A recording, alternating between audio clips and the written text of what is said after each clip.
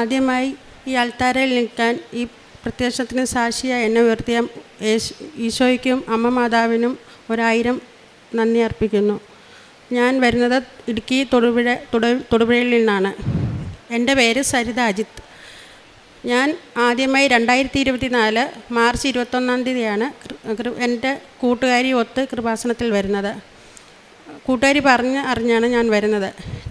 അതിനുശേഷം 2024 മാർച്ച് 22 തീയതി ഒരുപാട് പ്രശ്നങ്ങളും പ്രതിസന്ധികളും വേദനകളും എനിക്ക് നേരിടേണ്ടി വന്നു. ഞാൻ ആദ്യമായി വന്നപ്പം മാതാവിൻ്റെ ഒരു ഫോട്ടോ എടുത്തുകൊണ്ടാണ് ഞാൻ ഇവിടുന്ന് പോകുന്നത്. പോയി 22 തീയതി മുതൽ ആരംഭിച്ച പ്രശ്നങ്ങളും പ്രതിസന്ധികളും നേരിടുമ്പോൾ എനിക്ക് മാതാവിൻ്റെ ഫോട്ടോ എനിക്ക് ഒരുപാട് അനുഗ്രഹമായി തീർന്നു. 22 തീയതി ഉച്ച കഴിഞ്ഞ് ഇത് എൻ്റെ മൂത്ത മകൾ ആദിത്യ, ഇളയ മകൾ ലിത്യാശ്രീ. 22 തീയതി ഉച്ച കഴിഞ്ഞ് ഞാൻ എൻ്റെ മകളുടെ സ്കൂളിൽ ചെല്ലുമ്പോൾ ഞാൻ സ്വപ്നത്തിൽ പോലും വിചാരിച്ചിട്ടില്ലാത്ത ഒരു പ്രതിസന്ധിയാണ് ഞാൻ നേരിടേണ്ടി വന്നത്.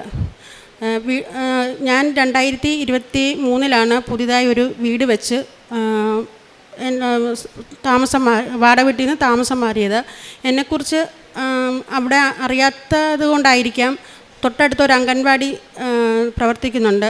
അപ്പം എൻ്റെ ഇളയ മകൾക്ക് ഒരുപാട് പ്രശ്നങ്ങളുള്ളതാണ്. അവൾ നോർമലല്ല. ഞങ്ങൾ ചികിത്സിക്കുകയും കൗൺസിലിംഗ് കൊടുക്കുകയും ചെയ്തുകൊണ്ടിരിക്കുകയായിരുന്നു. അപ്പം അവൾക്ക് ഉള്ള ബുദ്ധിമുട്ടിൽ അവൾ സ്വാഭാവികമായിട്ട് അവിടെ ശരീരം തന്നെ നോവിക്കുകയും പിച്ചുകയും കടിക്കുകയും അങ്ങനെയൊക്കെയുള്ള ഓരോ പ്രശ്നങ്ങൾ അവൾക്കുണ്ടായിരുന്നു. ഞങ്ങളത് കൗൺസിലിംഗ് കൊടുക്കുകയും ട്രീറ്റ്മെൻറ്റ് ചെയ്തുകൊണ്ടിരിക്കുകയായിരുന്നു. അപ്പം ഞാൻ അവിടെ പുതിയതായി താമസിച്ച് ചെന്നത് കാരണം എന്നെക്കുറിച്ച് അറിയേല. അപ്പോൾ അംഗൻവാടി ടീച്ചർ മുഖേന ചൈൽഡ് വെൽഫെയറിന് കംപ്ലയിൻറ്റ് പോയി. മാതാവിൻ്റെ ഉപദ്രവമായിരിക്കാം. അപ്പം കുട്ടിക്ക് കാലിന് ചെറിയ സ്വാധീനക്കുറവുണ്ട്. അപ്പോൾ മാതാവിൻ്റെ ഉപദ്രവമായിരിക്കാം കുട്ടി ഇങ്ങനെ എന്നും പറഞ്ഞുകൊണ്ട് ചൈൽഡ് വെൽഫെയറിന് കംപ്ലയിൻറ്റ് പോയി. പഠിക്കുന്ന സ്കൂൾ വഴിയാണ് പോയത്. ഇതറിയാതെയാണ് ഉച്ച കഴിഞ്ഞ് ഞാൻ ആ സ്കൂളിൽ ഉച്ച കഴിഞ്ഞ് 2:30-3 മണിയായപ്പോഴാണ് ഞാൻ ആ സ്കൂളിൽ ചെല്ലാനിടയായത്. ചെല്ലുമ്പോൾ CWCക്കാർ എൻ്റെ കുഞ്ഞിനെ വെച്ച് ചോദ്യങ്ങൾ ചോദിക്കുകയും അവളെ ക്വസ്റ്റ്യൻ ചെയ്ത് അവൾക്കറിയാവുന്നതും സത്യസന്ധമായ കാര്യങ്ങളെല്ലാം പറഞ്ഞു. ഞാൻ അവിടെ ചെന്നതിന് ശേഷം എന്നെ മാറ്റി ഒരു റൂമിലിരുത്തി. ഞാനിതൊന്നും അറിയാതെയാണ് അവിടെ ചെന്നെങ്കിൽ പോലും കാരണം എനിക്ക് പേടിക്കേണ്ട കാര്യമില്ല. ഞാനതിനകത്ത് ഒരു തെറ്റും ചെയ്തിട്ടില്ലാത്ത കാരണം ഞാൻ അതിനെ നേരിട്ടു. എന്നെ മാറ്റി ഒരുപാട് ചോദ്യങ്ങൾ ചോദിച്ചു. അപ്പോൾ ഞാനും എൻ്റെ മോളും പറഞ്ഞ കാര്യങ്ങളെല്ലാം ഒരുപോലെയാണ്. എന്നാലും CWCക്കാർ കുട്ടിയെ വിട്ടുതരാൻ തയ്യാറായില്ല. അവിടുന്ന് തൊടുപുഴ ഒരു ഗവൺമെൻറ് ഹോസ്പിറ്റലിൽ കൊണ്ടുപോയി കുഞ്ഞിനെ ശരീരങ്ങൾ ടെസ്റ്റ് ചെയ്യുകയും പരിശോധിക്കുകയും കുഞ്ഞിനോട് ചോദ്യങ്ങൾ ചോദിക്കുകയും അപ്പോൾ അവളിൽ നിന്ന് അവർക്ക് പോസിറ്റീവായ ഒന്നും കിട്ടിയില്ല. എല്ലാം എനിക്ക് കാരണം ഞാൻ സത്യസന്ധമായിട്ട് അതിനെ നേരിടുന്നതുകൊണ്ട് CWCക്കാരുടെ കൂടെ വന്ന പോലീസിൻ്റെയും എൻ്റെ കുട്ടിയുടെയും കൂടെ ഞാൻ ആശുപത്രി പോവുകയും മാതാവിൻ്റെ ഫോട്ടോ അപ്പോഴേ ഞാൻ എൻ്റെ ഫോണിൽ നിന്ന് എടുത്തു. അമ്മേ സത്യം എന്നതാണോ അത് പുറത്തു വരണം. ഇപ്പം അറസ്റ്റ് പ്രതീക്ഷിച്ച ഒരു ഇതിലാണ് ഞാൻ ഈ ആശുപത്രിയുടെ ഇതിലിരിക്കുന്നത്. എന്നെ അറിയാവുന്നവരും ഇവിടെ എന്നെ ആദ്യമായി കൊണ്ടുവന്ന എൻ്റെ കൂട്ടുകാരിയും അറിഞ്ഞ് ഓടി എൻ്റെ അടുത്ത് വന്നു. ഞാൻ കടയിൽ ജോലി ചെയ്യുന്നിടത്തു നിന്ന് അവർ ഓടി വന്നു. അപ്പം ഞാൻ അമ്മയോട് പ്രാർത്ഥിച്ചതന്നേ ഉള്ളൂ, എൻ്റെ സത്യസന്ധത എനിക്ക് വെളിയിൽ കൊണ്ടുവരണം. അങ്ങനെ പ്രാർത്ഥിച്ചുകൊണ്ടിരിക്കുക. ഒരു 1.5-2 മണിക്കൂറോളം നീണ്ട പരിശോധനയ്ക്ക് ശേഷം എൻ്റെ കുഞ്ഞിനെ CWCക്ക് ചൈൽഡ് വെൽഫെയറുകാർ ഏറ്റെടുത്ത് കൊണ്ടുപോയി. കുട്ടിയെ വിട്ടു തരാതെ കൂട്ടിക്കൊണ്ടുപോയി. അപ്പം ഞാൻ അമ്മയോട് കരഞ്ഞൊന്നേ പ്രാർത്ഥിച്ചുള്ളൂ, എൻ്റെ കുഞ്ഞിനെ എൻ്റെ അടുത്തുനിന്ന് കൊണ്ടുപോയതുപോലെ തന്നെ സത്യം വെളി വന്നു. അപ്പോൾ അതിൻ്റെ കുഞ്ഞിനെ ചികിത്സിക്കുന്ന പേപ്പറുകളും കാര്യങ്ങളും എൻ്റെ കയ്യിലുണ്ടായിരുന്നു. അതിൻ്റെ ഇടയിലാണ് എൻ്റെ മൂത്ത മോൾക്ക് ഈ പ്രശ്നങ്ങൾ നേരിടുമ്പം അതേ സ്കൂൾ കോമ്പൗണ്ടിൽ നിൽക്കുമ്പോഴാണ് എൻ്റെ മോള് ആന്ധ്ര നേഴ്സിംഗ് പഠിക്കുകയാണ്, BSc നേഴ്സിംഗ് പഠിക്കുമ്പോൾ ആ പോലീസുകാരുടെ മുന്നേ നിൽക്കുമ്പോഴാണ് എനിക്ക് കോൾ വരുന്നത് കോളേജിൽ നിന്ന്. മോൾക്ക് സുഖമില്ല, മോളുടെ വയറ് വീർക്കുകയാണ്, മോൾക്ക് നടക്കാൻ പറ്റുകയില്ല, സ്റ്റെപ്പ് കയറാൻ പാടാണ് എന്നും പറഞ്ഞ് കോൾ വരുന്നു. അപ്പം ഈ പോലീസുകാരോട് ചോദിച്ചുകൊണ്ടാണ് ഞാൻ കോൾ എടുക്കുന്നത്. എൻ്റെ മൂത്ത മോളാണ് എന്നെ വിളിക്കുന്നത്. എന്നാന്നറിയത്തില്ല, ഫോൺ എടുത്തോളാൻ പറഞ്ഞു, സംസാരിച്ചു. അപ്പം മോള് പറയുന്നു ആശുപത്രി അൾട്രാസൗണ്ട് സ്കാൻ ചെയ്തപ്പം ക്യാൻസറിൻ്റെ ലക്ഷണങ്ങളാണെന്നാണ് പറയുന്നതെന്ന് പറയുന്നു. അപ്പോഴും ഞാൻ എൻ്റെ മാതാവിനെ ഉറച്ചു വിളിച്ചു. എന്നെല്ലാം പ്രതിസന്ധി ഞാൻ അവിടെ വന്നു. അപ്പം എന്നെ ഈ പ്രതിസന്ധികൾ നേരിടാനാണ് എൻ്റെ അമ്മ മാതാവ് എന്നെ ഇവിടെ കൊണ്ടുവന്നത്. അങ്ങനെയാണ് ഞാൻ വിശ്വസിക്കുന്നത്. അപ്പോഴും ഞാൻ പറഞ്ഞു, മാതാവ് എന്നെ പരീക്ഷിക്കല്ലേ, എന്നെ തളർത്തല്ലേ എന്ന് ഞാൻ പ്രാർത്ഥിച്ചു. എന്നിട്ട് കുട്ടിയെയും കൊണ്ടുപോയി. അന്ന് രാത്രിയിൽ 3-4 ദിവസം എനിക്ക് വിശപ്പും ദാഹവും ആഹാരവും ഇല്ല, ഭക്ഷണവും ഇല്ല. 3-4 ദിവസം എന്നെ ഞാൻ ഒരുപാട് വേദനയിൽ തളർന്നു. എന്നാ ചെയ്യണ്ടെന്നറിയില്ല. അപ്പോഴും ഞാൻ എൻ്റെ അമ്മ മാതാവിനോട് പ്രാർത്ഥിച്ചുകൊണ്ടേയിരുന്നു. മനസ്സുകൊണ്ട് ഞാൻ അമ്മയോട് സംസാരിച്ചുകൊണ്ടേയിരുന്നു. ഞാനപ്പോൾ ഉടമ്പടിയിലല്ല, എനിക്ക് എങ്ങനെ പ്രാർത്ഥിക്കണമെന്നറിയില്ല. ഞാൻ അമ്മയോട് കാര്യങ്ങൾ പറയും, കരയും. ഞാൻ അമ്മയെ ഉടമ്പടി എടുത്തേക്കാം, എൻ്റെ മക്കൾക്ക് നല്ലത് വരുത്തണേ, എൻ്റെ മകളുടെ അസുഖങ്ങൾ മാറണേ, എൻ്റെ കുഞ്ഞിനെ വിട്ടു തരണമേ, ഞാൻ ഉടമ്പടി എടുത്തേക്കാം എന്ന് പറഞ്ഞുകൊണ്ടേയിരുന്നു. ഒരാഴ്ചക്കുള്ളിൽ കുഞ്ഞിനെ മൂത്ത മകളെ പോയി പെട്ടെന്ന് കോളേജിൽ നിന്ന് കൂട്ടിക്കൊണ്ട് വരേണ്ട സ്ഥിതിയായി. കൂട്ടിക്കൊണ്ട് വരുന്നു. തൊടുപുഴ പ്രൈവറ്റ് ഹോസ്പിറ്റലിൽ കാണിക്കുന്നു. അവിടെയും പറയുന്നു ക്യാൻസറിൻ്റെ ലക്ഷണമാകാം, അല്ലെങ്കിൽ TB ആയിരിക്കാം. കുഞ്ഞിന് അവൾക്ക് നടക്കത്തില്ല, മൂത്ത മോൾക്ക് നടക്കുകയില്ല. ആകെ വാടിത്തളർന്ന് വയറും വീർത്ത്. ആദ്യമൊക്കെ ഫുഡിൻ്റെ അന്നും കൊണ്ട് തള്ളിവിട്ടു മാസങ്ങൾ. അത് കഴിഞ്ഞ് ആശുപത്രിയിൽ കൊണ്ട് കാണിച്ചു. അവിടെ ഒരു ഡോക്ടർ പറഞ്ഞു ഇതുപോലെ 1 ലക്ഷം രൂപ 1.5 ലക്ഷം രൂപ അടുത്താവും, ബയോപ്സി ചെയ്യണം, ടെസ്റ്റുകൾ ചെയ്യണം. അപ്പോൾ എന്നെ സംബന്ധിച്ച് എനിക്ക് അത്രയും രൂപയൊന്നും പെട്ടെന്ന് പറ്റത്തില്ല. എൻ്റെ മകളുടെയും കരച്ചിൽ കണ്ട് ഡോക്ടർ കോട്ടയം മെഡിക്കൽ കോളേജിലോട്ട് എഴുതി തന്നു, ലെറ്റർ തന്നു വിട്ടു. എൻ്റെ മകളെ ഞാൻ കൊണ്ടുപോയി. അവിടെ കൊണ്ടുപോയി 3 ദിവസം കൊണ്ട്. അപ്പോഴും അമ്മ പോകുമ്പോഴും വരുമ്പോഴും എല്ലാം ഞാൻ എൻ്റെ ഫോണിൽ അമ്മ മാതാവിനോടാണ് കാര്യങ്ങൾ പറയുന്നത്, സംസാരിക്കുന്നത്. എനിക്ക് ധൈര്യം തരണം, എനിക്ക് വേറെ ആരുമില്ല, എന്നെ തളർത്തല്ലേ. അമ്മ മാതാവിനോട് സംസാരിച്ചുകൊണ്ടേയിരിക്കും പോകുമ്പോഴും വരുമ്പോഴും എല്ലാം. അപ്പോഴും എനിക്ക് പ്രാർത്ഥന അറിയില്ല. അപ്പോൾ യൂട്യൂബിലെ ഈ സാക്ഷ്യങ്ങൾ കാര്യങ്ങളൊന്നും എനിക്കറിയില്ല. അങ്ങനെ ഒരു സാക്ഷ്യം ഞാൻ കേൾക്കാനിടയായിട്ടില്ല. അപ്പോഴും ഞാൻ അമ്മമാരോട് പ്രാർത്ഥിക്കും.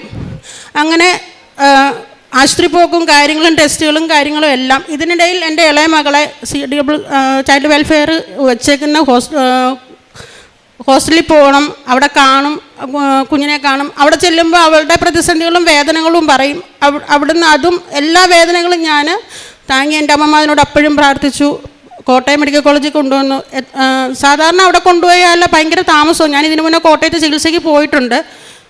എൻ്റെ മോളെയും കൊണ്ടുപോയി ഈ ഡോക്ടർ തന്ന ലെറ്ററുമായിട്ട് ചെന്നു. 3 ദിവസം എല്ലാ കാര്യങ്ങളും പെട്ടെന്ന്, അവൾ നേഴ്സിംഗ് സ്റ്റുഡൻ്റാണെന്ന് പറഞ്ഞ് എല്ലാ കാര്യങ്ങളും പെട്ടെന്ന് ചെയ്തു. ബയോപ്സി ക്യാൻസർ ടെസ്റ്റ് എന്നൊക്കെ പറയുമ്പോഴത്തേക്കിന് ഞാൻ അപ്പം മാതാവിനോട് പറഞ്ഞു, എനിക്ക് എൻ്റെ കുഞ്ഞിന് ക്യാൻസർ ആണെങ്കിൽ ഞാൻ എൻ്റെ കുഞ്ഞിനെയും കൊള്ളും, ഞാൻ ചാകും. കാരണം ഒരുപാട് പ്രതിസന്ധികൾ നേരിട്ടാണ് ഞാൻ എൻ്റെ ജീവിതത്തിൽ. എന്നെ തളർത്തല്ലേ, എനിക്ക് അമ്മയേ ഉള്ളൂ. ബയോപ്സിക്ക് കയറ്റുമ്പോഴും ഞാൻ വാതിൽ അമ്മ മാതാവിൻ്റെ ഫോട്ടോ എടുത്ത് വെച്ച് കരയുക. അമ്മ നീ മാത്രമേ ഉള്ളൂ എനിക്ക് അച്ഛനും അമ്മയും ഇല്ല. എൻ്റെ അമ്മയെയും എൻ്റെ അച്ഛനെയും ഈശോയും അമ്മ മാതാവും മാത്രമേ ഉള്ളൂ. എൻ്റെ കുഞ്ഞിനൊരു കുഴപ്പവും വരില്ല. ഡോക്ടർമാർ പറയുന്ന പോലെ TB ആയിക്കോട്ടെ, കുഴപ്പമില്ല, ക്യാൻസർ ആകരുത് എന്നൊരു പ്രാർത്ഥന മാത്രമേ എനിക്കുണ്ടായിരുന്നുള്ളൂ. അങ്ങനെ സ്കാനിങ് റിപ്പോർട്ടെല്ലാം വന്നു. എൻ്റെ കുഞ്ഞിന് എന്താണ് അസുഖം തെളിഞ്ഞു, TB ആയിരുന്നു. ആ അസുഖത്തെക്കുറിച്ച് അവൾ പറയും, അതിൻ്റെ വിശദമായിട്ട് എനിക്ക് പറയാൻ അറിയില്ല. അപ്പോഴും എൻ്റെ കുഞ്ഞ് CWCയിലാണ്, ചൈൽഡ് വെൽഫെയറിൻ്റെ കീഴിലാണ് ഇളയ മകൾ. ഞാൻ അപ്പോഴും പ്രാർത്ഥിച്ചു. ഇതിനോടകം അംഗൻവാടി ടീച്ചറുമായിട്ടും സ്കൂൾ ടീച്ചറുമായിട്ടും പൊരുതി. എൻ്റെ കുഞ്ഞിനെ വിട്ടു തന്നില്ല, ഞാൻ സ്കൂളിനെതിരെ ടീച്ചറിനെതിരെയും കംപ്ലയിൻറ്റ് കൊടുക്കുമെന്ന് പറഞ്ഞു. പിന്നെ അവർക്ക് യാതൊരു നിവൃത്തി ഉണ്ടായിരുന്ന മനുഷ്യാവകാശ കമ്മിറ്റി വരെ ഞാൻ വിളിച്ചു വരുത്തി. പത്തനംതിട്ട വടശ്ശേരിക്കരയെന്ന് അവർ വന്നു, എനിക്ക് വേണ്ടിയിട്ട് സംസാരിച്ചു. ഞാൻ കൊച്ചിനെ ട്രീറ്റ്മെൻറ്റ് ചെയ്യുന്ന പേപ്പറുകൾ കാര്യങ്ങളെല്ലാം ചൈൽഡ് വെൽഫെയറിൽ കാണിച്ചു. 48ാമത്തെ ദിവസമാണ് എനിക്ക് എൻ്റെ കുഞ്ഞിനെ തിരിച്ചു കിട്ടുന്നത്. അപ്പം ഇതിനോടൊക്കെ ഞാൻ അമ്മമാരനോട് പറഞ്ഞിട്ടുണ്ട്, എൻ്റെ കുഞ്ഞുങ്ങളെ എനിക്ക് നല്ല രീതിയിൽ തന്നാൽ ഞാൻ ഉടമ്പടി എടുത്തേക്കാം. അങ്ങനെ ജൂൺ 6-ാം തീയതി 2024 6-ാം തീയതി വന്ന് ഉടമ്പടി എടുക്കുന്നു. ഏപ്രിൽ മെയ് മാസങ്ങളിലാണ് എൻ്റെ മൂത്ത മോളെയും കൊണ്ട് ആശുപത്രി പോവുകയും വരികയും ചെയ്തുകൊണ്ടിരുന്നത്. ഇതിനോട് അസുഖങ്ങൾ കണ്ടുപിടിച്ചു. ഞാൻ വന്ന് ഉടമ്പടി എടുത്തു. ആഗസ്റ്റ് 29-ാം തീയതി ബഹുമാനപ്പെട്ട ജോസഫ് അച്ഛനെ കാണാൻ അനുവാദം കിട്ടി. അപ്പോൾ ഞാൻ എൻ്റെ മകളെ കൊണ്ട് വരുമ്പം അവിടെ ഓരോ മൂലയ്ക്കും മാറി മാറി ഇരുന്ന്, എൻ്റെ കുഞ്ഞിന് വയറ് വീർത്തിട്ട് നടക്കത്തില്ല, ആഹാരം കഴിക്കത്തില്ല, ഗുളികകൾ കഴിക്കുക, അതിൻ്റെതായ ബുദ്ധിമുട്ടും തളർച്ചയും ക്ഷീണം. ഓരോ മൂലയ്ക്ക് ഓരോ കസാരയിലും മാറി മാറി ഇരുന്ന് ഞങ്ങൾ 5:30 ആയപ്പം വന്നതാണ്. അച്ഛനെ കാണുമ്പോൾ ഏകദേശം ഒരു 11 മണിയായി. അച്ഛനെ കണ്ടു കഴിഞ്ഞ് പോയി അവൾക്ക് ഉണ്ടായ അനുഭവങ്ങൾ എന്തായാലും ഒരുപാട് ബുദ്ധിമുട്ട് അനുഭവിക്കേണ്ട വന്നില്ല. എൻ്റെ കുഞ്ഞിന് രോഗസൗഖ്യമായി. അമ്മയെ ഞാൻ കൂട്ടുപിടിച്ച് അന്ന് മുതൽ ഇന്ന് വരെയും എനിക്ക് ഓരോ കാര്യത്തിനും അമ്മ എൻ്റെ കൂടെ ഞാൻ ഇങ്ങനെ കൃപാസനത്തിൻ്റെ വാതിൽ വരുമ്പോൾ എനിക്ക് എൻ്റെ അമ്മയെ എങ്ങനെ നഷ്ടപ്പെട്ടു, ആ അമ്മയുടെ അടുത്ത് വരുന്ന ഒരു ഫീലാണ് എനിക്ക്. എൻ്റെ അമ്മയുണ്ട് ഇവിടെ. ഞാൻ വരുമ്പം പ്രാർത്ഥിച്ചും കരഞ്ഞുമായിരിക്കും, രാവിലെ വൈകിട്ട് പ്രാർത്ഥിക്കുമ്പം കരയാറുണ്ട്. പക്ഷെ കൃപാസനത്തിൽ വന്നാൽ ഒരു പരിധി വിട്ട് ഞാൻ കരയാറില്ല. എൻ്റെ അമ്മയുടെ അടുത്താണ് ഞാൻ വരുന്നത്. എൻ്റെ അമ്മയുള്ളൊരു ഫീലാണ് എനിക്കിവിടെ കിട്ടുന്നത്. ഞാൻ എൻ്റെ അമ്മയെ കാണാൻ വരുന്ന പോലെ ഞാൻ ഇവിടെ വരുന്നത്.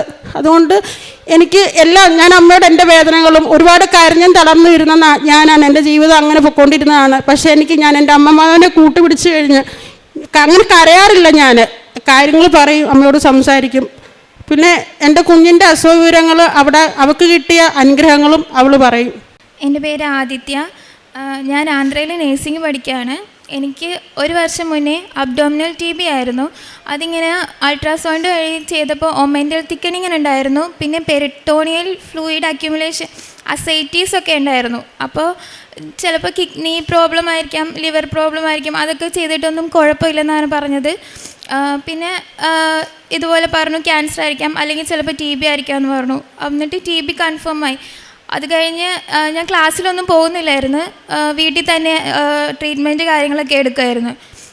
പിന്നെ സെം എക്സാം ഒക്കെ വരുന്നത് കാരണം എക്സാമിന് ഏകദേശം ഒരു മാസം മുന്നേ കോളേജിലേക്ക് തിരിച്ചു പോയി. ആ സെം ക്ലാസ്സൊന്നും അറ്റൻഡ് ചെയ്തിട്ടില്ലായിരുന്നു. അവിടെ ചെല്ലുമ്പം എനിക്ക് നല്ല വയറുവേദന ഇടയ്ക്കിടയ്ക്ക് വരാറുണ്ട്. അപ്പോൾ അമ്മ പറയും, മാതാവിൻ്റെ കശുരൂപം എടുത്ത് വെച്ച് പ്രാർത്ഥിക്ക്, തൈലം തേക്ക്, ഉപ്പ് ഇട്ട് വെള്ളമൊക്കെ കുടിക്ക്, ശരിയാവും എന്ന് പറയും. അപ്പം ഞാൻ ആദ്യമേ വിശ്വസിക്കത്തൊന്നും ഇല്ലായിരുന്നു. ഇതിലെങ്ങനെയൊക്കെ വിശ്വാസം ഇല്ലായിരുന്നു. പിന്നെ അമ്മ പറഞ്ഞതാണല്ലോ എന്ന് വിചാരിച്ച് ഞാൻ തൈലമൊക്കെ എടുത്ത് വയറ്റിൽ തേച്ച് പ്രാർത്ഥിക്കാറൊക്കെ ഉണ്ടായിരുന്നു. അപ്പോൾ ഇങ്ങനെ ഓരോ ദിവസം കടന്നു പോകുന്നതോറും എനിക്ക് ശരിക്കും ആ തൈലം തേച്ച് കഴിയുമ്പോഴത്തേക്ക് നല്ല രീതിക്ക് വയറുവേദനയൊക്കെ കുറഞ്ഞു തുടങ്ങും. അപ്പോൾ എനിക്ക് ചെറിയ ആദ്യം അമ്മയോട് ചോദിക്കായിരുന്നു, അമ്മ ഇതൊക്കെ വിശ്വസിക്കുന്നത് സൈക്കോ വല്ലതും ആണോ എന്നൊക്കെ അമ്മയോട് ഞാൻ ചോദിക്കായിരുന്നു. പിന്നെ ഇതുപോലെ വേദനയൊക്കെ കുറയുമ്പോഴത്തേക്ക് എനിക്ക് വിശ്വാസമായി. ഞാൻ ഡെയിലി മാതാവിൻ്റെ അടുത്ത് പ്രാർത്ഥിക്കാറുണ്ടായിരുന്നു. അവിടെ ഹോസ്റ്റലിൻ്റെ മുന്നിൽ മാതാവിൻ്റെ ഒരു രൂപമുണ്ട്, അവിടെ പോയി എന്നും പ്രാർത്ഥിക്കുകയൊക്കെ ചെയ്യായിരുന്നു. അങ്ങനെ പഠിക്കാൻ നേരത്ത് മാതാവിനെ വെച്ചിട്ട് പഠിച്ച് ആ എക്സാം എഴുതി. ആ എക്സാം പാസ്സായി ഞാൻ. അത് കഴിഞ്ഞ് പിന്നെ തിരിച്ച് പ്രാക്ടിക്കൽ എക്സാം കഴിഞ്ഞ് ട്രീറ്റ്മെൻറ്റിന് വേണ്ടിയിട്ട് തിരിച്ച് വീട്ടിലോട്ട് വന്നു. പിന്നെ അത് കഴിഞ്ഞ് ഓഗസ്റ്റിൽ ഇവിടെ ജോസഫ് അച്ഛനെ കാണാൻ വന്ന്. അപ്പം ജോസഫ് അച്ഛനെ ഇങ്ങനെ പ്രാർത്ഥിച്ച് തൈലമൊക്കെ വയറ്റി തേച്ച് പറഞ്ഞു വിട്ടു. അത് കഴിഞ്ഞ് തിരിച്ച് വീട്ടിൽ ചെല്ലുമ്പോഴാണ് എൻ്റെ സെം എക്സാമിൻ്റെ റിസൾട്ട് വന്നത്. അപ്പോൾ ഞാൻ നല്ല മാർക്കോടുകൂടി പാസ്സായി. ഞാൻ ക്ലാസ്സിൽ പോകാണ്ട് അധികമൊന്നും പഠിക്കാണ്ട് എഴുതിയ എക്സാം നല്ല മാർക്കോടെ പാസ്സായി. അത് ക്ലാസ്സിൽ എഴുതിയ പിള്ളേരുടെ ഒക്കെ കൂട്ടത്തിൽ വെച്ച് നോക്കുകയാണെങ്കിൽ എനിക്ക് 3rd വന്നായിരുന്നു. അപ്പോൾ എനിക്ക് ഒത്തിരി സന്തോഷമായി. പിന്നെ അത് കഴിഞ്ഞ് ജോസഫ് അച്ഛനെ കണ്ടിട്ട് പോയി ഒരു മാസം കഴിഞ്ഞ് ഒന്ന് സ്കാൻ ചെയ്ത് നോക്കി. ഡോക്ടറിൻ്റെ പ്രിസ്ക്രിപ്ഷൻ ഒന്നും ഇല്ലാണ്ട് തന്നെ സ്കാൻ ചെയ്ത് നോക്കിയപ്പോൾ അസൈറ്റിസ് ഫ്ലൂയിഡൊക്കെ ഒന്നും ഇല്ല എന്ന് പറഞ്ഞു. അങ്ങനെ ഒരു രോഗമേ ഇല്ല എന്നൊക്കെ പറഞ്ഞു. അപ്പോഴത്തേക്ക് പിന്നെ അവർ പറഞ്ഞു മരുന്ന് കണ്ടിന്യൂ ചെയ്തോ, എന്നാലും നിർത്തണ്ടെന്ന് പറഞ്ഞു. ട്യൂബർകുലോസിസിൻ്റെ ഡ്രഗ് എടുക്കുമ്പോൾ കുറേ സൈഡ് എഫക്ട്സ് കാര്യങ്ങളൊക്കെ വരുമെന്ന് പറഞ്ഞായിരുന്നു. അപ്പോൾ ഇങ്ങനെ കണ്ണിൻ്റെ കാഴ്ച പോകാം, കിഡ്നിയിൽ ബാധിക്കാം, ലിവറിൽ ബാധിക്കാം എന്ന് പറഞ്ഞിരുന്നു. പിന്നെ അപ്പോൾ എനിക്ക് വന്നത് എൻ്റെ മുടി നന്നായിട്ട് കൊഴിഞ്ഞ് പോവായിരുന്നു. അതായത് ഈ തലയോട്ടിൽ നിന്ന് ഇങ്ങനെ മുടി ഇങ്ങനെ പറഞ്ഞ് വരുമായിരുന്നു. അറ്റം ഫുള്ളായിട്ടുള്ള മുടി ഇങ്ങനെ പിഴുത് വരുമായിരുന്നു. ഓരോ തവണ മുടിയിൽ ഇങ്ങനെ ചെയ്യുമ്പോഴത്തേക്കും ഒരു കുന്നു മുടിയോളം കയ്യിൽ വരുമായിരുന്നു. കുളിക്കുമ്പോഴാണെങ്കിലും ശരി, ഫുൾ മുടി. എനിക്ക് ചെറുപ്പം തൊട്ട് അത്യാവശ്യം നല്ല രീതിക്ക് മുടിയുള്ള ആളായതാണ് എനിക്ക് നല്ല വിഷമമായിരുന്നു.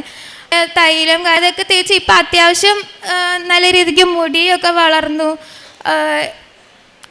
എല്ലാ രീതിക്കും മാതാവ് എനിക്ക് നല്ല രീതിക്കുള്ള അനുഗ്രഹങ്ങളാണ് തരുന്നത്. എക്സാം എഴുതുന്ന ടൈമിലാണെങ്കിലും ഈ തൈലവും ഉപ്പൊക്കെ കൊണ്ടുപോയിട്ട് പ്രാർത്ഥിച്ച് എക്സാമൊക്കെ എഴുതി. ഇതുവരെ എഴുതിയ എക്സാമുകളൊക്കെ ഞാൻ പാസ്സായി. ക്ലാസ് അറ്റൻഡ് ചെയ്യാണ്ട് എഴുതിയ എക്സാമും പാസ്സായി. എനിക്ക് ഒരുപാട് സന്തോഷമുണ്ട്. ആദ്യം ഞാൻ അമ്മയുടെ അടുത്ത് അങ്ങനെ ചോദിച്ചതിൽ ഞാനിപ്പോൾ ഞാൻ ഖേദിക്കുകയാണ്. കാരണം അത്ര വിശ്വാസമായി എനിക്കും ഇപ്പം മാതാവിൻ്റെ അടുത്ത്. മരുന്ന് കഴിച്ചതിൻ്റെ അവള് വിട്ടുപോയതാണ്. അവിടെ കാല് ശോഷിക്കുകയും അവിടെ മുടി പൊഴിഞ്ഞ് തല മുട്ടയായതുമാണ്. അത് ഏറ്റവും കൂടുതൽ എന്നെ വേദനിപ്പിച്ച കാര്യമാണ്. കാരണം മുടിയുള്ള കുഞ്ഞായിരുന്നു. അപ്പോൾ ഇവിടെ ഈ നെറ്റി എല്ലാം നല്ലോണം കഷണ്ടിയായി, മുടിയൊന്നുമില്ലായിരുന്നു. അവിടെ ഫോണിൽ ഫോട്ടോയുണ്ട്, മുടി പൊഴിഞ്ഞു പോകുന്നു. ഓരോ തവണയും അവൾ കോളേജിൽ നിന്ന് എനിക്ക് ഫോട്ടോ ഇട്ട് തരുമ്പോഴും ഞാൻ പറയും കുഴപ്പമില്ല, അമ്മമാതാവ് അതെല്ലാം തരും, ഈശോ അനുഗ്രഹിക്കും എന്നും പറഞ്ഞുകൊണ്ട് ഞാൻ എണ്ണ കാച്ചി ഇവിടുത്തെ തൈലം 2-3 തുള്ളി അതിനകത്ത് ഒഴിച്ച് കൊറിയർ അയച്ചു വിടും എൻ്റെ മോൾക്ക് തലയിൽ പെട്ടാൻ. അങ്ങനെയാണ് അവൾക്ക് മുടി വളർന്നത്. പിന്നെ എനിക്ക് അല്ലാതെ ഒരുപാട്, ഞാൻ 2024 ഒക്ടോബർ മാസത്തിലെ അഖണ്ഡ ജപമാല കൂടണമെന്ന് ഒരുപാട് ആഗ്രഹിച്ചു. ഒരാഴ്ചയ്ക്ക് മുന്നേ ഞാൻ അതിൻ്റെ തയ്യാറെടുപ്പിലായിരുന്നു. അപ്പോൾ എല്ലാവരും പറയും ഭാഗ്യം ഉണ്ടെങ്കിൽ അതിന് കൂടാൻ പറ്റുള്ളൂ എന്ന്. അപ്പം ഞാൻ അതിൽ നല്ലോണം പ്രാർത്ഥിച്ചു, എന്നെ അതിനകത്ത് ഉൾക്കൊള്ളിപ്പിക്കാൻ അമ്മ അനുഗ്രഹിക്കണമേ ഈശോയെ. എനിക്ക് വെരിക്കോസ് വെയിനുണ്ട്, തലവേദനയുണ്ട്, ഓവറിൽ സിസ്റ്റുണ്ട്, എനിക്കില്ലാത്ത അസുഖങ്ങളില്ല.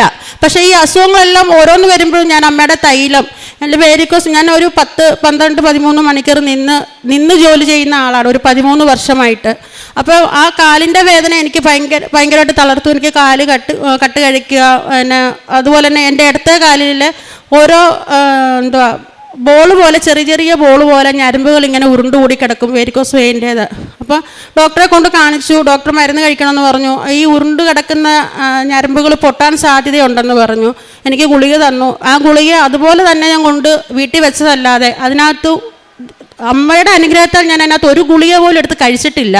ഞാൻ അന്ന് തുടങ്ങി എൻ്റെ തൈലം എടുത്ത് കാലയിൽ നിന്ന് നേരെ മേളിലോട്ട് കുരിശ് വരച്ച് പ്രാർത്ഥിക്കും, മസാജ് ചെയ്ത് പ്രാർത്ഥിക്കും. അമ്മ എൻ്റെ കാലിൻ്റെ വേദന കുറച്ച് തരണമേ, എനിക്ക് ഒരുപാട് കടമ്പകൾ ഇനിയും കടക്കാനുണ്ട്, എൻ്റെ തളർത്തല്ലേ എന്ന് പറഞ്ഞ് പ്രാർത്ഥിക്കും. ഒരു ദിവസം വൈകിട്ട് ഞാൻ കിടക്കുമ്പോൾ എൻ്റെ ഇടത്തുകാലിൻ്റെ വിരലിൽ എന്തോ പിടിച്ച് വലിക്കുമ്പോൾ നമുക്കൊരു ഇത് വരും, ആ ഒരു ഫീൽ എനിക്ക് അനുഭവപ്പെട്ടു. അപ്പോൾ കാലിൻ്റെ മടക്കിൻ്റെ തൊട്ട് താഴെ ഒരു ബോൾ പോലൊരു ഞരമ്പ് ചുരുണ്ടുകൂടി കിടപ്പുണ്ട്. അതിങ്ങനെ പിടിച്ച് വലിച്ച് ചുരുണ്ട് നിൽക്കുന്ന പോലെ, ഒരു നല്ല ഉറക്കത്തിലാണ് ഞാൻ, ചുരുണ്ട് നിൽക്കുന്ന പോലെ എനിക്കൊരു ഫീൽ വന്നു. അപ്പോൾ ഉറക്കത്തിൽ ചാടി എണ്ണീറ്റ് ഞാൻ ഓർത്തു എൻ്റെ കാലിൻ്റെ ഞരമ്പ് പൊട്ടാൻ പോവുക, ഡോക്ടർ ഇങ്ങനെയല്ലേ പറഞ്ഞ ഞരമ്പ് പൊട്ടാൻ പോവുക. ആ ഉറക്കത്തിൽ ചാടി എണ്ണീറ്റ് എൻ്റെ ഒരു വിരലും കൊണ്ട് പെട്ടെന്ന് ഞാൻ അതേ കുരിശ് വരച്ചു. പക്ഷെ ഞാൻ പെട്ടെന്ന് കിടന്നു, കുരിശ് വരച്ചു. അമ്മ എന്നെ പരീക്ഷിക്കരുത്, രാത്രിയാണ്, ഞാൻ താമസിക്കുന്ന ഉൾഗ്രാമമാണ്, അവിടുന്ന് ഹോസ്പിറ്റലിൽ പോകണമെങ്കിൽ 1 മണിക്കൂർ ദൂരമാണ്. പ്രാർത്ഥിച്ചിട്ട് ഞാൻ പറഞ്ഞു അമ്മ എന്നെ പരീക്ഷിക്കരുത്, അത്ര മാത്രം പറഞ്ഞാൽ എനിക്ക് ഓർമ്മയുണ്ട്. പക്ഷേ രാവിലെ എണ്ണീറ്റാണ് ഞാൻ ഓർക്കുന്നത്, എനിക്ക് ഇന്നലെ രാത്രിയിൽ എന്താണ് സംഭവിച്ചത്, എൻ്റെ കാലിൽ എന്നാ പറ്റിയത്. അപ്പോൾ ഞാൻ ഭർത്താവിനെ, എൻ്റെ മകനെ എൻ്റെ കാല് കാണിച്ചു. ഇന്നലെ രാത്രിയിൽ എനിക്കുണ്ടായ സംഭവത്തിൽ എൻ്റെ കാല് ശരിക്കും നല്ല കറുത്ത പച്ച ഞരമ്പായിരുന്നു. പക്ഷെ ഇപ്പോൾ എനിക്കതിൽ ഒത്തിരി മാറ്റമുണ്ട്. ആ ബോൾ പോലെ കിടന്നതെല്ലാം നിരപ്പായി. പിന്നെ ചെറിയൊരു പുകച്ചിൽ മാത്രമല്ല, ആ കട്ടുകഴപ്പ് വേദന അതെല്ലാം മാറിക്കിട്ടി. അങ്ങനെ ഓരോന്നിലും അഖണ്ഡ ജപമാലയുടെ കാര്യം പറഞ്ഞത്, അഖണ്ഡ ജപമാല ഇങ്ങനെ ഒരാഴ്ച കൊണ്ട് തയ്യാറായി. തലേദിവസം രാത്രിയിൽ ഞാൻ സായന പ്രാർത്ഥന ചൊല്ലുന്ന സമയത്ത് എൻ്റെ പ്രാർത്ഥനകൾ ചൊല്ലുന്ന എല്ലാം തെറ്റി പോവാൻ ശ്രദ്ധ വരുന്നില്ല എനിക്ക്. അപ്പോൾ വീണ്ടും ഞാൻ നിർത്തും, വീണ്ടും തുടങ്ങും. അപ്പോൾ ഞാൻ പറഞ്ഞു എനിക്ക് പ്രാർത്ഥിക്കാൻ പറ്റുന്നില്ല അമ്മേ, എന്താണ് എനിക്കറിയത്തില്ല എന്ന് പറഞ്ഞു. ഞാൻ പോയി ഒരു ശകലം ഉപ്പെടുത്ത് നാക്കെ വെച്ച് പോയി റൂമിൽ പോയി കിടന്നു. പ്രാർത്ഥിച്ചില്ല, നിർത്തി, പോയി കിടന്ന് ചെറുതായിട്ട് ക്ഷീണം, ഞാൻ നല്ല കഷ്ടപ്പാടുള്ള ജോലിയാണ് ചെയ്യുന്നത്. ക്ഷീണം കൊണ്ട് ഞാൻ എൻ്റെ കണ്ണിലോട്ട് ഉറക്കം കയറി, പെട്ടെന്ന് ചാടി എണ്ണിക്കുകയാണ്. എൻ്റെ ഭർത്താവിന് ആക്സിഡൻ്റ് ആകുന്നു. എനിക്ക് ജപമാലയ്ക്ക് പോകാൻ പറ്റുന്നില്ലാത്ത രീതിയിൽ ഞാൻ സ്വപ്നം കാണുകയാണ്. ഞാൻ 9 മണിക്ക് എനിക്കിങ്ങനെ എൻ്റെ കണ്ണിൽ കാണുന്നു. 9:55 ആയപ്പം എൻ്റെ ഭർത്താവ്, ഒരു വഴിയെ പോയ ആൾ ബൈക്ക് ആക്സിഡൻ്റ് ആയിട്ട് എൻ്റെ ഭർത്താവിനെ വീടിൻ്റെ മുറ്റത്ത് കൊണ്ടുവരുന്നു. അപ്പോൾ ഇതിനു മുന്നേ ഞാൻ വീട്ടിൽ മകനോട് പറഞ്ഞു, ഇതുപോലെ അപ്പാടെ വണ്ടി അപ്പായ്ക്ക് എന്തോ ആക്സിഡൻ്റ് ആകുമെന്ന് എനിക്ക് തോന്നി, എന്നാന്ന് അറിയത്തില്ല എന്ന് പറഞ്ഞു. വന്ന് വിളിച്ചു. ഞാൻ ഹസ്ബൻഡ് വന്ന് വാതിൽ നിൽക്കുമ്പോൾ ഞാൻ ചാടി എണ്ണീറ്റ് വരുമ്പോൾ പറയുന്നു വണ്ടി ആക്സിഡൻ്റായി. അപ്പോൾ വണ്ടി എന്ത് ചെയ്യുക, വേറൊരാളുടെ വണ്ടിയിലാണ് കൊണ്ടുവന്നത്. വണ്ടി എന്തെന്ന് ചോദിച്ചപ്പോൾ വണ്ടി ആക്സിഡൻ്റ് ആയെടുത്ത് മാറ്റി വെച്ചിട്ടുണ്ട് എന്ന് പറഞ്ഞു. പക്ഷേ വീണു, കൈ ഒക്കെ ഉരഞ്ഞെങ്കിലും ഞാൻ അപ്പം തന്നെ ഉപ്പ് തൈലമൊക്കെ തൂത്തു, കയ്യിലെല്ലാം തൂത്തു. രാത്രി മൊത്തം പ്രാർത്ഥിച്ചു. ഭർത്താവിൻ്റെ കൈയും കാലും എണ്ണയൊക്കെ ഉപയോഗിച്ച് ഭർത്താവിൻ്റെ വായിൽ ഉപ്പൊക്കെ വെച്ച് കൊടുത്തു. അമ്മ എന്നെ നാളെ രാവിലെ അഖണ്ഡ ജപമാലയിൽ എന്നെ ഉൾപ്പെടുത്തണേ, എന്നെ പരീക്ഷിക്കല്ലേ, എൻ്റെ ആഗ്രഹമാണ്. എൻ്റെ അമ്മ മാതാവ് എൻ്റെ കൂടെ ഉണ്ടെങ്കിൽ എന്നെ അഖണ്ഡ ജപമാലയിൽ പങ്കെടുപ്പിക്കണം. ഞാൻ വന്നു. പിറ്റേ ദിവസം എന്നോട് രാത്രി ഒരു 2:30-3 മണിയായപ്പം ബാത്റൂമിൽ പോയി എണീറ്റപ്പം പറഞ്ഞു, എനിക്ക് കുഴപ്പമില്ല, നീ രാവിലെ പൊക്കോ. ഞാൻ അങ്ങനെ അഖണ്ഡ ജപമാലയിൽ പങ്കെടുത്തു. എൻ്റെ ഈ കാല് വേദന വെച്ച് ഞാൻ അത്രയും ദൂരം നടന്നു. എനിക്കൊരു കുഴപ്പമോ ഒരു ക്ഷീണമോ എനിക്കുണ്ടായില്ല. അങ്ങനെ എനിക്ക് അങ്ങനെ ഒരു അനുഗ്രഹം കിട്ടി. പിന്നെ ഞാൻ എപ്പോഴും 3 മണിക്ക് അലാറം വയ്ക്കും, പ്രത്യക്ഷ പ്രാർത്ഥന ചൊല്ലും. അപ്പം തന്നെ 2-3 സാക്ഷ്യങ്ങൾ കേൾക്കും. സാക്ഷ്യങ്ങൾ കേട്ട് എല്ലാവർക്കും ഷെയർ ചെയ്യും. ആ സമയത്ത് തന്നെ എല്ലാവരും ചോദിക്കും, എന്നെ സരിതയ്ക്ക് സാക്ഷ്യങ്ങൾ ലഹരിയായോ, ഇതിന് അഡിക്റ്റായിപ്പോയി. ഞാൻ സീരിയലിന് അഡിക്റ്റായിരുന്നു. പക്ഷേങ്കിൽ അമ്മ മാതാവിനെ എന്ന് ഞാൻ കൂട്ടുപിടിച്ചോ അതിൽ നിന്നെല്ലാം ഞാൻ പിന്മാറി. നല്ല രീതിയിൽ കുറഞ്ഞൊരു 10-15 സാക്ഷ്യങ്ങളും കേൾക്കും ഞാൻ. എൻ്റെ ഭർത്താവാണല്ലോ എന്നോട് ചോദിക്കും, ഞങ്ങൾ രണ്ടും ഒരു കടയിലാണ് ജോലി ചെയ്യുന്നത്. എപ്പോഴും എൻ്റെ കടയ്ക്കുള്ളിൽ സാക്ഷ്യങ്ങളും ജോസഫച്ചൻ്റെ ടോക്കുകളും ഉപവാസ പ്രാർത്ഥനയും മാത്രമേ ഉണ്ടാവുകയുള്ളൂ. അപ്പോൾ അവർ സംസാരിക്കുമ്പോഴാണേലും പറയും, ഒരു 2-3 മിനിറ്റ് മിണ്ടായിരിക്കും, എനിക്ക് പ്രാർത്ഥന കേൾക്കണം, പ്രാർത്ഥന കൂടണം. എപ്പോഴും എൻ്റെ കടയ്ക്കകത്ത് സാക്ഷ്യങ്ങളുടെ സൗണ്ട് മാത്രമേ ഉള്ളൂ. എപ്പോഴും പാട്ട് വെച്ചുകൊണ്ടേയിരിക്കും. ഞാൻ സാക്ഷ്യങ്ങൾ വെക്കാൻ ആരംഭിക്കുമ്പം കടയിൽ ഫോണ് ഓഫാക്കും. എൻ്റെ സാക്ഷ്യങ്ങളാണ് ആ കടയ്ക്കകത്ത് കേൾക്കുന്നത്. ഒരു 10-15 സാക്ഷിയിൽ ഞാൻ കേൾക്കും. എൻ്റെ യൂട്യൂബ് എടുത്ത് നോക്കിയാൽ അറിയാം. ഞാൻ എന്നും കുറഞ്ഞൊരു 4 തവണ 5 തവണയിലും അമ്മേ എന്നെ പ്രത്യക്ഷണത്തിൻ്റെ സാക്ഷിയാക്കി ഉയർത്തണമേ, എൻ്റെ എല്ലാം അറിഞ്ഞ അമ്മ എനിക്ക് കൂട്ടായിരിക്കണമേ, ഇതേ ഞാൻ പറയാറുള്ളൂ. എല്ലാ കാര്യങ്ങളും ഞാൻ അമ്മയോട് സംസാരിക്കും. 1 മണിക്കൂർ 1.25 മണിക്കൂർ ദൂരമുണ്ട് ഞാൻ ജോലി ചെയ്യുന്ന കടയിൽ. അവിടം തൊട്ട് എൻ്റെ കൊന്ത എൻ്റെ കയ്യിൽ കാണും. ഞാനത് ചൊല്ലിക്കൊണ്ടേ വരും. അപ്പം ഞാൻ ആ കൊന്ത ചൊല്ലിക്കൊണ്ടേ വരും. ഒരു ദിവസം എങ്ങനെയായാലും ഒരു 5 വിശ്വാസ പ്രമാണവും 5 സ്വർഗസ്ഥനായ ഞങ്ങളുടെ പിതാവേയും ഒരു 150 നന്മ നിറഞ്ഞ മറിയമേ ഞാൻ ചൊല്ലും കടയിൽ നിന്ന് ജോലി കഴിഞ്ഞ് ഇറങ്ങുന്നതിന് മുന്നേ. ഇതിൻ്റെ കൂട്ടത്തിൽ ഈ സാക്ഷ്യങ്ങളെല്ലാം കേട്ട് എല്ലാവർക്കും ഷെയർ ചെയ്യും.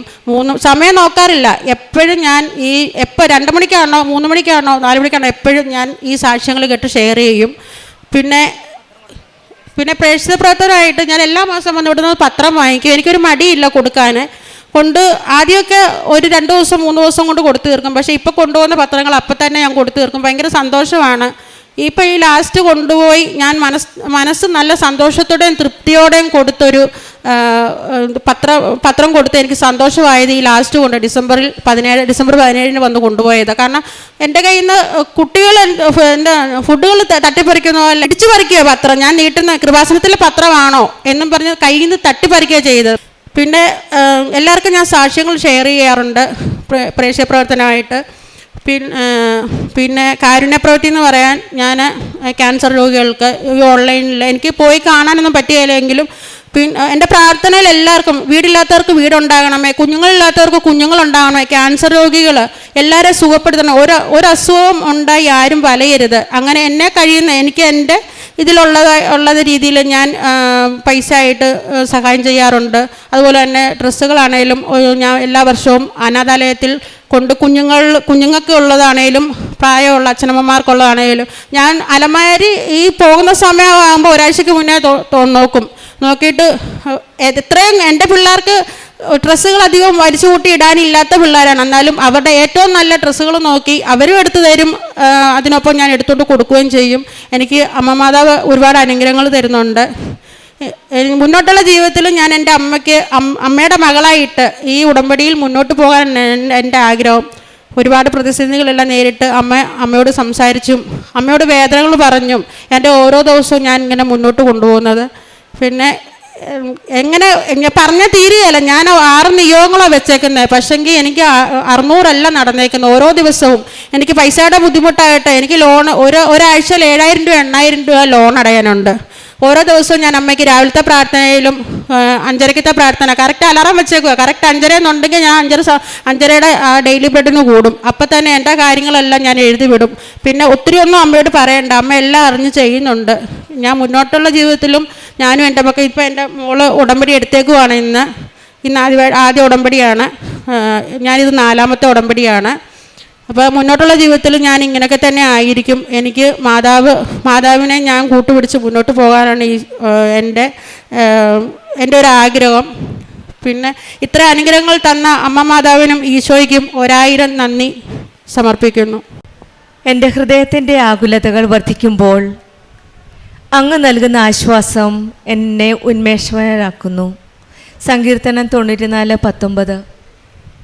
ഹൃദയത്തിൻ്റെ ആകുലതകൾ വർദ്ധിക്കുമ്പോൾ ഈശോയിലും അമ്മയിലും ലഭിക്കുന്ന ആശ്വാസമാണ് നമ്മെ കൂടുതൽ ഉന്മേഷവരാക്കുന്നത്. നമ്മുടെ ഉന്മേഷം നമ്മുടെ ദൈവത്തിൽ കണ്ടെത്താൻ നമുക്കും ആഗ്രഹിക്കാം. ജീവിതത്തിലെ പ്രശ്നങ്ങൾ കൂടുമ്പോൾ, പ്രതിസന്ധികൾ വർദ്ധിക്കുമ്പോൾ, ഭയം, ഭാവിയെക്കുറിച്ചുള്ള ഉത്കണ്ഠകൾ, ഇവയെല്ലാം നമ്മെ തകർക്കുമ്പോഴും ഈശോയും അമ്മയും നമ്മുടെ കൂടെയുണ്ട് എന്നുള്ളൊരു വിശ്വാസമാണ് നമുക്ക് ആശ്വാസം നൽകുന്നത്.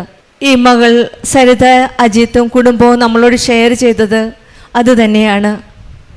ജീവിതത്തിലെ പ്രതിസന്ധികൾ തരണം ചെയ്യാൻ ബുദ്ധിമുട്ടുമ്പോഴാണ് ഈ മകൾ കൃപാസനത്തിൽ പരിശുദ്ധ അമ്മ പ്രത്യക്ഷപ്പെട്ട ഈ ആലയത്തിൽ വന്ന് അമ്മയുടെ സഹായം, അമ്മയിൽ ആശ്വാസം തേടാൻ ആഗ്രഹിച്ചത്.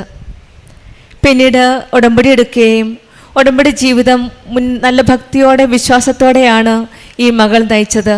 മകൾ പറഞ്ഞതുപോലെ തന്നെ ഇവിടെ വരുമ്പോൾ സ്വന്തം അമ്മയുടെ അടുകിലേക്ക് വരുന്ന ഒരു പ്രതീതിയാണ്. നഷ്ടപ്പെട്ട അമ്മ ഇവിടെയുണ്ട്, ആ അമ്മയുടെ അടുത്തേക്ക് വരുന്ന ഒരു ഫീലാണ് ഈ പരിശുദ്ധ അമ്മ പ്രത്യക്ഷപ്പെട്ട ഈ ആലയത്തിൽ വരുമ്പോഴെന്നാണ് ഈ സഹോദരി നമ്മളോട് ഷെയർ ചെയ്തത്. എൻ്റെ വേദനകൾ എടുക്കാനും എൻ്റെ കഷ്ടതകൾ കേൾക്കാനും മാതാവിനെ കൂട്ടുപിടിച്ച നാൾ മുതൽ എൻ്റെ കൂടെ ആരോ ഉണ്ട് എന്നുള്ളൊരു വിചാരമാണ് എനിക്ക് ഒരു ആത്മവിശ്വാസം എന്നെ ഉന്മേഷവതിയാക്കുന്നു എന്നാണ് ഈ മകൾ നമ്മളോട് ഷെയർ ചെയ്തത്. പരിശുദ്ധ അമ്മ കാനയിലെ വിവാഹത്തിൽ എന്ന പോലെ നമ്മുടെ അവസ്ഥകൾ കാണുമ്പോഴും ഈശോയോടെല്ലാം ചെന്ന് പറയുകയാണ്. അമ്മ അന്ന് പറഞ്ഞത് അവർക്ക് വീഞ്ഞില്ല എന്ന് പറഞ്ഞപ്പോൾ ഇന്ന് അമ്മ ഇവരുടെ കാര്യത്തിൽ പറഞ്ഞത് അവർക്കിനി ആശ്വാസമില്ല എന്നാണ് ഈശോയോട് പറഞ്ഞത്. പിന്നെയാണ് ഈ മകള് ഒരു വഴി ഈശോയും അമ്മയും കാണിച്ചു കൊടുക്കുന്നത്. ഈ ആലയത്തിൽ അമ്മ ജീവനോട് പ്രത്യക്ഷപ്പെട്ട ഈ സന്നിധിയിൽ വന്നപ്പോഴാണ് ആശങ്കയിൽ നിന്ന് സമാധാനവും ഭയത്തിൽ ധൈര്യവും കണ്ണീരിൽ ഒരു പ്രത്യാശയുമുണ്ടെന്ന് ഈ മകൾക്ക് മനസ്സിലായത്. ആദ്യം ഈ മകൾ വന്നത് കൊച്ചുമകൾ CWCയിൽ കൊണ്ടുപോയപ്പോൾ വളരെ വിഷമിച്ച് ഒരു തെറ്റ് ചെയ്യാത്ത ഒരു കാര്യത്തിന് വേണ്ടിയിട്ട് ഈ മകൾ അത് ഫേസ് ചെയ്യേണ്ടി വന്നു. കണ്ണീരോടെ വന്ന് പ്രാർത്ഥിച്ചപ്പോഴാണ് അമ്മ ആ കാര്യം ഏറ്റെടുത്തത്. മനുഷ്യാവകാശ ഹ്യൂമൻ റൈറ്റും പിന്നെ CWC എല്ലാം കൂടെ ചെയ്ത് ഒരു വലിയൊരു പ്രതിസന്ധിയിലായിരുന്ന സമയത്താണ് ഈ മകൾ വന്ന് കരഞ്ഞ് പ്രാർത്ഥിച്ചപ്പോഴും ഈശോയും അമ്മയും ചേർന്ന് ഈ മകളുടെ കാര്യം നടത്തി കൊടുക്കുകയും മകളെ വിട്ടുകൊടുക്കുകയും ചെയ്തത്. പിന്നീടാണ് മൂത്ത മകൾക്ക് അബ്നോർമൽ TBയുടെ അസുഖമുണ്ടാകുകയും എക്സാമിന് വളരെ ബുദ്ധിമുട്ടായ ഒരു സമയത്താണ് BSc നഴ്സിംഗിൻ്റെ എക്സാം ആവുകയും പരിശുദ്ധ അമ്മ നല്ല രീതിയിൽ ഇവിടെ കണ്ണുനീരോട് പ്രാർത്ഥിച്ചപ്പോൾ ഇടപെട്ട് എന്ന് നമ്മൾ കാണിക്കുന്നതാണ് ഈ മകളുടെ റിസൾട്ട്. എല്ലാ കാര്യത്തിലും അമ്മ ഏറ്റെടുക്കുന്ന ഒരു പ്രതീതിയാണ്. സ്വന്തം മക്കളുടെ കാര്യത്തിൽ ഈ മകൾ പറഞ്ഞു, ഒത്തിരി ഒന്നും പറയേണ്ട ആവശ്യമില്ല, അമ്മയെല്ലാം ചെയ്തു തരുന്നുണ്ട്, എനിക്ക് അമ്മയ്ക്കെല്ലാം അറിയാം, എൻ്റെ കാര്യങ്ങളെല്ലാം അറിയാം. അതേ പരിശുദ്ധ അമ്മ നമ്മുടെ ഓരോ കാര്യത്തിലും ശ്രദ്ധാലുവാണ്. ഈ അമ്മയാണ് മകൾക്കും ഈ വിശ്വാസ കൈമാറ്റം കൊടുത്തത്. വിശ്വാസത്തിലൂടെ നയിക്കുവാനും കൃപാസനത്തെപ്പറ്റി പറയുവാനും ഈ മകളെ ഉടമ്പടി എടുത്ത് ഉടമ്പടി ജീവിതത്തിലേക്ക് നയിക്കുവാനും ഈ അമ്മയാണ് ഈ മകളെ കൈപിടിച്ച് മുന്നോട്ട് നയിക്കുന്നത്. നമ്മുടെ ജീവിതം പിന്നീടുണ്ടായിരുന്ന രോഗസൗഖ്യമാണ് ഒരു വലിയൊരു രോഗസൗഖ്യം. അതായത് അബ്നോർമൽ TB ഉണ്ടായിരുന്ന വളരെ വിഷമിച്ച് വളരെ ഒത്തിരി ഭയമായിരുന്നു, എന്ത് അസുഖമായിരിക്കും. പക്ഷേങ്കിൽ അവിടെയും പരിശുദ്ധ അമ്മ കൂടെ നിന്നുകൊണ്ടാണ് ഈ മകൾക്ക് ഒരു വലിയൊരു രോഗസൗഖ്യം നൽകിയത്. 13 വർഷം നീണ്ടു നിന്ന വെരിക്കോസ് വെയിൻ്റെ അസുഖമാണ് സമയചുരുക്കത്തിൻ്റെ അമ്മ ഉടമ്പടി എടുത്ത ഉടനെ ഈ മകൾക്ക് രോഗസൗഖ്യം കൊടുത്തത്. മകനെ സംരക്ഷിച്ചതും ഈ അമ്മ തന്നെയാണ്. ഓരോ പ്രതിസന്ധികളുടെ സമയത്തും ഈ അമ്മ പ്രതീക്ഷയോടെ വിശ്വാസത്തോടെ പരിശുദ്ധ അമ്മയുടെ അരികിൽ വന്ന് ഓരോ പ്രാവശ്യം ഓരോ കാര്യങ്ങൾ പറയുമ്പോഴും അമ്മ ഈ മകളുടെ ഓരോ കാര്യത്തിൽ ശ്രദ്ധാലുവാണ്. എല്ലാം ഈശോയോട് പറഞ്ഞ് കൊടുത്ത് എല്ലാ കാര്യങ്ങളും ചെയ്തു കൊടുക്കുന്നതായിട്ടാണ് നാം കാണുന്നത്. മകൾ പറഞ്ഞതുപോലെ പത്രം കൊടുക്കുവാൻ ഞാൻ സന്തോഷത്തോടെ പോകുമായിരുന്നു, ഒരു വിഷമവും ഇല്ല, ഒരു ദുഃഖമോ ഇല്ല. പത്രം എല്ലാവർക്കും കൊടുത്ത്, കാരണം മകൾക്ക് ലഭിച്ച അനുഗ്രഹങ്ങൾ കുറേ ഉണ്ട്. അതെല്ലാം മറ്റുള്ളവരോട് ഷെയർ ചെയ്യാനായിട്ട് ഈ മകൾക്ക് വലിയ സന്തോഷമായിരുന്നു. ആ സന്തോഷവും ആ തീഷ്ണതയുമാണ് ഈശോയും അമ്മയും ഉടമ്പടി മക്കളിൽ നിന്ന് ആഗ്രഹിക്കുന്നത്. നമുക്ക് ലഭിച്ച ഓരോ അനുഗ്രഹങ്ങളും മറ്റുള്ളവർക്ക് ഷെയർ ചെയ്ത് മറ്റുള്ളവരെ വിശ്വാസത്തിലേക്ക് നയിക്കുക എന്നാണ് ഉടമ്പടി മക്കളുടെ ചെയ്യുന്ന ഒരു വലിയൊരു കാര്യം. ഹൃദയത്തിലെ ആകുലതകൾ നിറയുമ്പോൾ നമുക്ക് നമ്മുടെ പരിശുദ്ധ അമ്മയോട് ചേർത്ത് ഈശോയിലെ കൂടെ ചേർന്ന് നമ്മോട് കൂട്ടിക്കൊണ്ടു പോകുന്ന അമ്മ നമ്മുടെ കൂടെ ഉണ്ടെന്ന് നമുക്ക് വിശ്വസിക്കാം. ഈശോയുടെ ആശ്വാസം നമുക്ക് ഉന്മേഷം നൽകുവാനും പരിശുദ്ധ അമ്മ നമ്മുടെ ആകുലതകളുടെ നിമിഷങ്ങളിൽ നമ്മെ ഈശോയുടെ ആശ്വാസത്തിലേക്ക് നമ്മെ നയിച്ച് നമ്മെ ഉന്മേഷവരാകട്ടെ എന്ന് നമുക്കും പ്രാർത്ഥിക്കാം. സരിത അജിത്തിന് കുടുംബത്തിന് ലഭിച്ച എല്ലാ അനുഗ്രഹങ്ങൾക്കും നമുക്ക് കരങ്ങളടിച്ച് ദൈവത്തെ മഹത്വപ്പെടുത്താം. യേശുവേ നന്ദി, യേശുവേ സ്തുതി. അത്യപൂർവ ദൈവാനുഭവങ്ങൾ ഇനി നിങ്ങൾക്കും സ്വന്തം. ഈ യൂട്യൂബ് ചാനൽ ഇതുവരെ സബ്സ്ക്രൈബ് ചെയ്തിട്ടില്ലെങ്കിൽ ഇപ്പോൾ തന്നെ സബ്സ്ക്രൈബ് ചെയ്യുക. ഈ വീഡിയോ ഇപ്പോൾ തന്നെ നിങ്ങളുടെ സുഹൃത്തുക്കൾക്ക് ഷെയർ ചെയ്തുകൊണ്ട് കർത്താവിൻ്റെ പ്രേക്ഷിതരാകുക.